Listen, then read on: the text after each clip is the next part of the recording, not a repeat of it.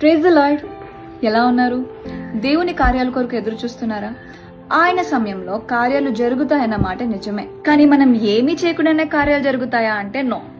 మనం చేయాల్సింది కూడా కొంత ఉంది. కానాను విందులో నీటిని ద్రాక్షరసంగా మార్చిన సినారియో మనందరికీ తెలిసిందే. మనం సరిగ్గా అక్కడ కాంటెక్స్ట్ చదువుకున్నట్లయితే ఆ ద్రాక్షరసం అంతా రాతి బాణల్లో ప్రిజర్వ్ చేయడం జరిగింది. ఆయన సమయం వచ్చినప్పుడు మనం చూస్తాం కదా, దేవుడు శిష్యులతో ఆ బాణెలను నీటితో నింపమని చెప్తారు. నోటి మాటతో సర్వ సృష్టిని సృజించిన దేవునికి 5 రొట్టెలు 2 చేపలు 5,000 మందికి సరిపడా భోజనంగా మార్చిన దేవునికి ఖాళీ అయిపోయిన రాతి బాణెల్లో ద్రాక్షరసాన్ని ఊరింపజేయడం పెద్ద మ్యాటర్ ఏం కాదు. అలాంటిది దేవుడు ఆ రాతి బాణాల్లో నీళ్లను ఎందుకు నింపమన్నారు అనే విషయం వెనకట్లే మనం నేర్చుకోవాల్సిన పాఠం ఒకటి ఉంది. ఆ రాతి బాణాలు ఎవరో కాదండి, మనమే. బాణెల్లో ఉన్న ద్రాక్షరసాన్ని విందులో అందరికీ సర్వ్ చేసిన తర్వాత ఆ బాణెలు ఖాళీ అయిపోతాయి కదా. మనలో కూడా కొంత ఎనర్జీ, కొంత పవర్ అనేవి ఉంటాయి. మన చుట్టూ ఉండే మనుషుల మీద, మన పరిస్థితుల మీద మనం ఆ ఎనర్జీని, మనలో ఉన్న ఆ పవర్ ని ఇన్వెస్ట్ చేసినప్పుడు ఆ రాతి బాణల్లాగే మన హృదయాలు కూడా ఒక్క టైంలో ఖాళీ అయిపోతాయి కదండి.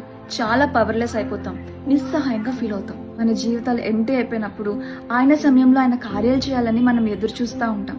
కానీ దేవుడు మాత్రం ఖాళీ అయిన రాతి బాణల్లో నీళ్లను నింపిన తర్వాత ఆశ్చర్యకారులు ఎలా చేశారో మనం కూడా మన హృదయాలను దేవునికి సమర్పించినప్పుడు ఆశ, నిరీక్షణ, విశ్వాసం అలాంటి వాటితో నింపి ఆయన చేతికి అప్పగించాలని కోరుకుంటారు. మన ఖాళీ హృదయాలు కలవరమే లేని హృదయాలుగా మార్చబడ్డానికి దాన్ని నిరీక్షణతో నింపి దేవునికి ఇవ్వడం అనేది అంత ఈజీ టాస్క్ కాదని నాకు కూడా తెలుసు. నిజానికి ద్రాక్షరసం అయిపోయిందని మరియ కూడా చాలా భయపడింది. దేవుని దగ్గరికి వెళ్ళి చెప్పిన తర్వాత నా సమయం ఇంకా రాలేదు అని దేవుడు అన్నా సరే అక్కడి నుండి వెళ్ళిపోయే ముందు శిష్యులకు ఇన్స్ట్రక్షన్ ఇస్తుంది, ఆయన ఏం చెప్తే అది చేయండి అని. అంటే రాతి బాణెలు ఖాళీగా ఉన్నాయని తెలుసు, వాటిని నింపడానికి తన దేవుడు ఏదైనా చేస్తాడని కూడా తనకు తెలుసు. ఆ విశ్వాసాన్ని చూసారా?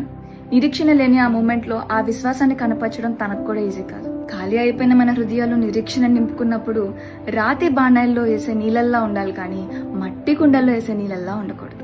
ఇన్ఫాక్ట్ కింద కాంటెక్స్ట్ లో రాయబడి ఉంటది కదా, నీటి ద్వారా చేయబడిన ఆ ద్రాక్షరసం ముందు సర్వ్ చేసిన దానికన్నా ఎంతో మంచిది, ఎంతో బాగుందంట. కోల్పోయిన వాటిని బట్టి, మీరు వెళ్తున్న పరిస్థితులను బట్టి, మీ చుట్టుపక్కల ఉన్న మనుషుల వల్ల మీలో ఉన్న సంతోషం, సమాధానం ఈ రోజు ఖాళీ అయిపోయాయా? ఆయన సమయం ముందు మీ జీవితం మార్చబడాలని ఎదురు చూస్తా ఉన్నారా? అయితే దేవుడి రోజు మీతోనే మాట్లాడుతున్నాడు.